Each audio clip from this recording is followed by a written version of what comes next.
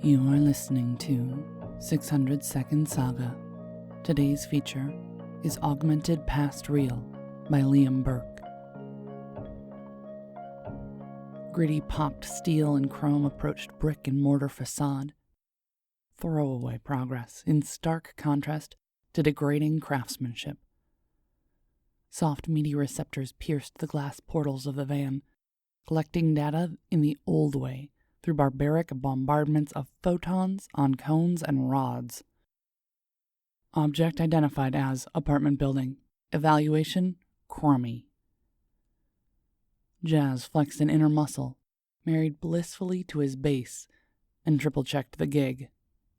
Details of the datasets matched, and while the meat interp was crummy, crucial details like address and appearance lined up. Muscles danced and flesh answered, expressing distaste at the places he was sent. But they couldn't all be lifts. Lobies had lives too. Overlay was shallow here, and the van doors weren't helping, shielded as they were. There was nothing for it, and so he released carbon from his main cranial orifice, and skin shimmied to the pavement. Systems in his base roused themselves when they came into better contact with the local connection, soothing his offended sensibilities with more palatably processed sets. Crummy stone fell away, their matter filtered and mercifully translucent. The inner circuitry of the apartment complex sprang into focus. Steel and copper laced in sloppy bundles, wound up nerves shooting apprehension into the air. Tenants were throughout, a few avatars busy in overspace at their jobs or screwing in impossible ways only the augmented reality overlay allowed. He sifted further, tagging tenant avatars and biomasses larger than 5 kilograms. Scarcity reigned supreme, gloriously focused sets entering and exiting his base through his overlay receptors. Pure information riding to and from his mind. Small movements pinged in growing clusters, fuzzy physical shapes with fuzzier overlay representation. Jammers, like the superintendent suspected.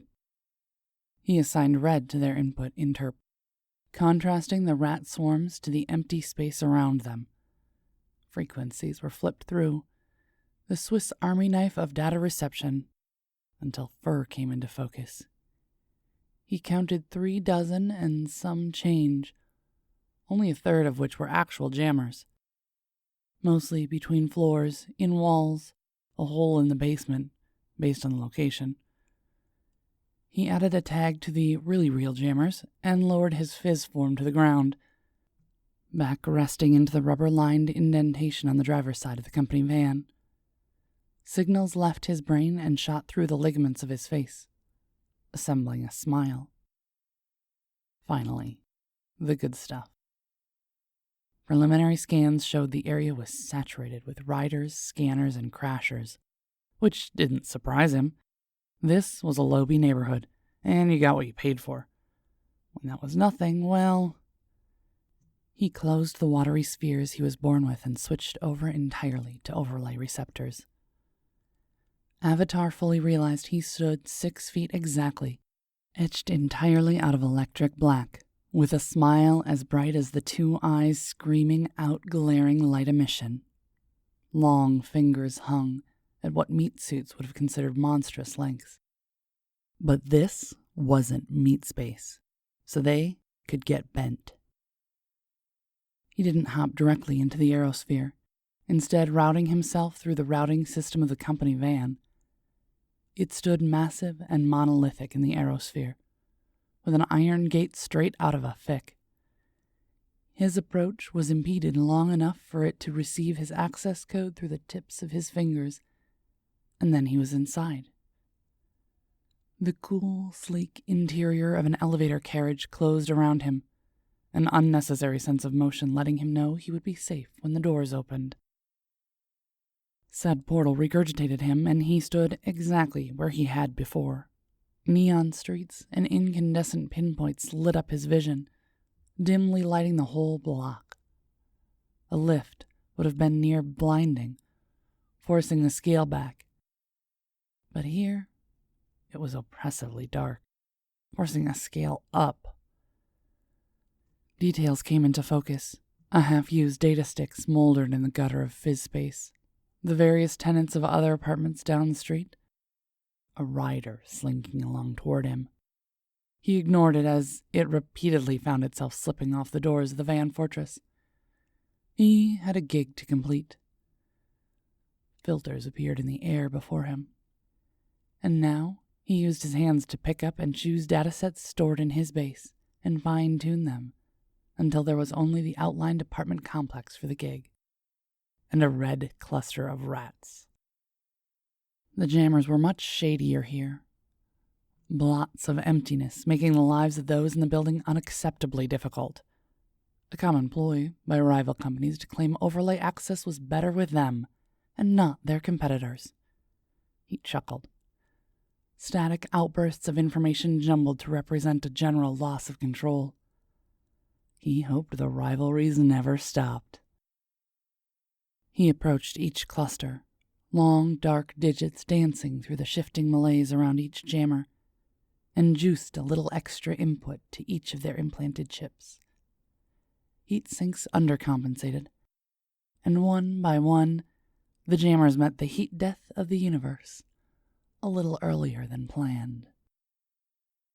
Near to the last, an honest-to-goodness defense program reared its ugly form, a hodgepodge of language with obvious holes and easily accessed back doors.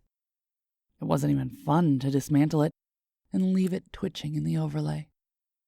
But that's why they sent Jazz. He was a professional.